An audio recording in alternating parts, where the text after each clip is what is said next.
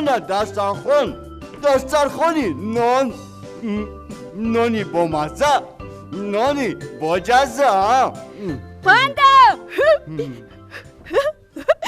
سلام پاندا سلام زرگوشک کنی دسترخون همه جا همین مرغزار همه زمین دسترخوان است پاندا شرم نمیداری نان را نشسته میخورند این را بین همه جا رو پر از مغزی نان کرده است خیلی واهمه نکن زرگوشک یک تا دو تا نان ریزه ریخته است خیلی هیچ گپ نکو پاندا نان هم نان ریزه هم نان گفتند نشسته نان را بخور حاضر انا دوستم نارا تارا برم پاندا من به تو چند بار گفتم که در دهان لقمه کب نمیزنن به تو آداب یاد دادن لازم پاندا میگویم که زرگوشک تو زور بوده ای پاندا رفتیم با نزدی حرف خوراک میرویم رفتیم آیو ارو میدانم خواندن میتوانم اکنون حرف نو دانم اکنون حرف نو خوانم رفتیم دوستم با نزدی حرف خوراک میرویم کلمه نان را میآموزیم گوش کن کدام حرف را آموختنمان را بو میداند آخر وی مکتب میخواند باسواد است سلام دوستان انا بوم هم آمد سلام زرگوشک سلام پاندا سلام بوم بوم من میخواهم کلمه نان را خوانده توانم پاندا از همه کلمه آسان در عالم این کلمه نان است همینطور نه بچه های عزیز آفرین لیکن برای نان را پیدا کردن خیلی زحمت زیاد کشیدن لازم است درست میگوید زرگوشک دوستان بیایید به نزد حرف خوراک میرویم وای با فکرم خیلی گرسنه مانده است رفتیم کنی آهسته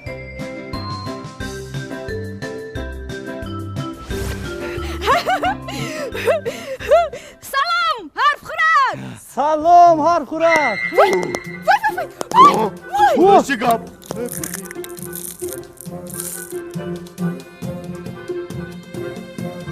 وای وای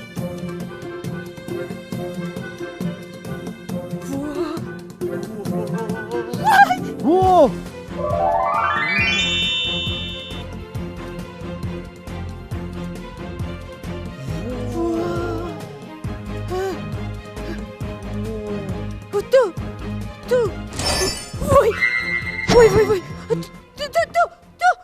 تو کیستی تو مگر تو جین هستی من حرف خوراک کلان شده از تخم بر آمدم اگر تو حرف خوراک باشی پس بگو دیروز تو کدام حرف را خوردی و ما آموختیم ها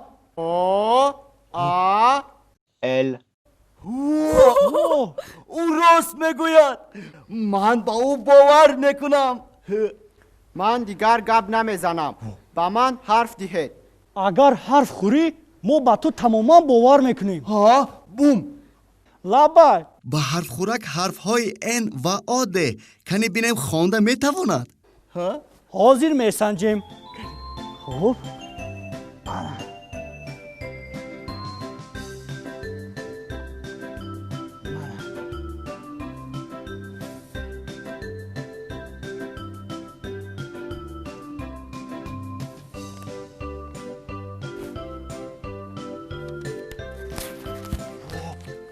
نه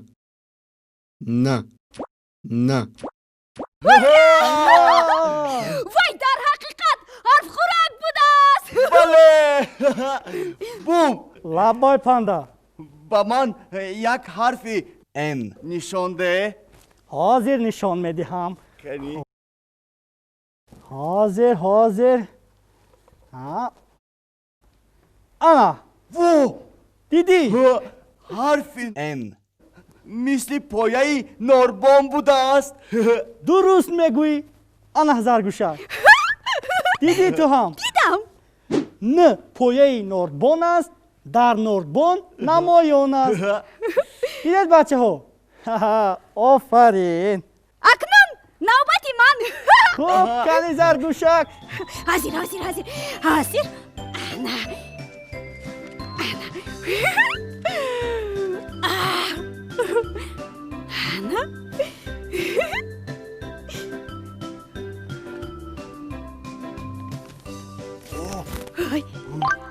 نه او نو نو نه او نو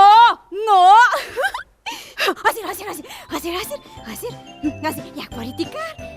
نه اه؟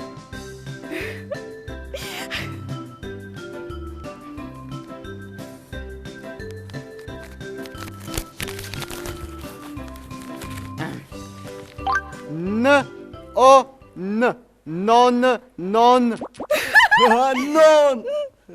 نان. پاندا اکنون نوبتی تو. نوبتی من. کلی بیا پاندا. حاضر.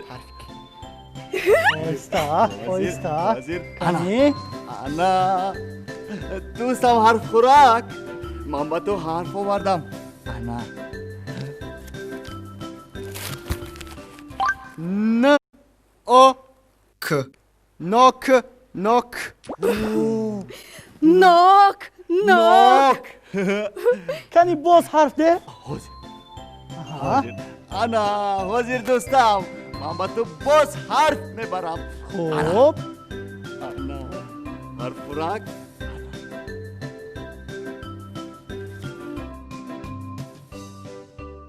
نه آ نه نه نه نه نه.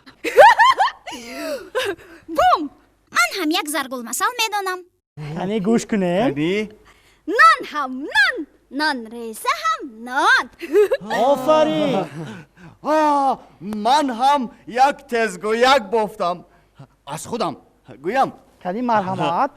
نانوای در نانوای خانه نان پخت، نانوای در نانوای خانه نان پخت. آفرین با تو. بوم زرگوشک. نامی من هم حرفی ان داشته است. من دا. درست. نامی من حرفی ان ندارد. ناز. شما اکنون حرفی ان را آموختید. خوانده میتوانید. اکنون من از کتابی برو میخونم. یک حکایت میخونم. بخوان بومیدانا. خوش با دقت نشسته گوش دهید. کمی مرحمت حرف خوراک. تو هم گذر. آهسته. آها بچه ها دیدید حرف خوراک چه خیل با آدابانه نشسته است. شما هم وقتی حکایتچه میخونن با آدابانه نشینید. مایلش. آفرین. اکنون با دقت گوش دهید. بهار آمد. نخودک نهالک شناند. نهالکی ناک. نهال را نگاهوبینی کرد. آب و نوری داد. نهالک کلان شد. در نوده های ناک گل شکفت. در شاخه‌هایش گنجشک ها لانه ساختند. بلبلان آمده نغمه خوانی کردند. نهایت ناک پخت. نوده ها به زمین خم زدند. نخودک یک دانه ناک چشید. به گفت وی. مثل نبات شیرین شده است. بعد دوستانش را دعوت نمود. بیایید نبات ناک خوریم گفت وی. دوستان نخودک نسیم و نرگس و نگینه و نوروز آمدند. نخودک با دوستانش در سایه ناک نشستند. آنها ناک خوردند و نخودک گفتند آفرین نخودک. سال دیگر ما هم ناک میشینانیم. حکایتچه به شما معقول شد؟ ها بخصوص انجام حکایه. وقتی که نخوتک با دوستانش ناک را مزه کرده میخوردند. آفرین. من خوردن ناک را دوست می‌دارم. برای خوردن ناک مثل نخود در کو بابای دهقان مهنت کردن در کار. درست هر میگویی. سحر من به نزد بابایم میروم، با او در پلیس کمک میرسانم. بابایم نهالهای زیاد دارند. زرگوشک در باغ بابای درخت ناک هست؟ بله، اما حالا نپخته است. برای آن که میوه های درختی بابایم نقص پزند مثل نخودک و بابای دهقان مهنت کردن لازم است. برای آن که ناک نبادناک شود مثل نخودک زحمت کشیدن لازم. درست میگوید زرگوشک. چنانه که میگویند مهنت کنی راحتش رو میبینی. من هم میخواهم مهنت کنم و تیزتر نباتناک خورم. این طور که باشد بگاهی به نزد بابایم به باغ میرویم و به بابایم کمک میکنیم. من راضی. بنده میدونی چی؟ در همین افسانه حرفی ان خیلی زیاد بوده است. من تا 30 حساب کرده میتوانم. من تا 30 شماریدم لیکن دوامش رو نتوانستم. چون که من تنها تا 30 حساب کرده میتوانم. من هم تا 30 حساب کرده میتوانم. دوستان در حکایچه 56 حرفی ان بود. گفتم کو در این حکایچه حرفی ان خیلی زیاد است.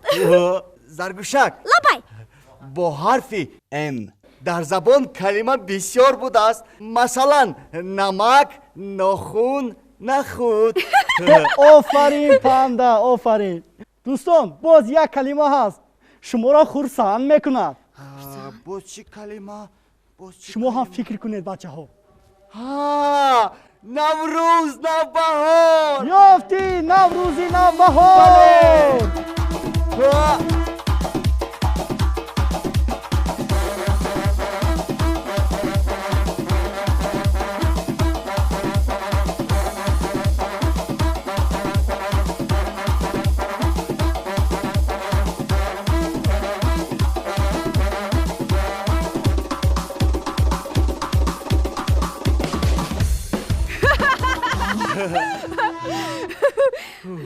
آفرین دوستان، خیلی خورسندی کردیم، شادی کردیم.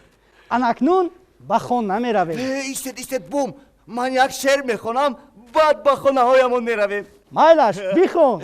نقاره می نوازم، نقاره نی نه نی نی، نقاره ها جور شوند صدای کرنه و نه. با فکرم این از همان نوروزی الهام گرفته است. باز یک چیز گفتنی هستم. بنده فقط زودتر بگوی که به خانه دیر می شود. حاضر. اگر حرفی ان نباشد نمک امک می شده است.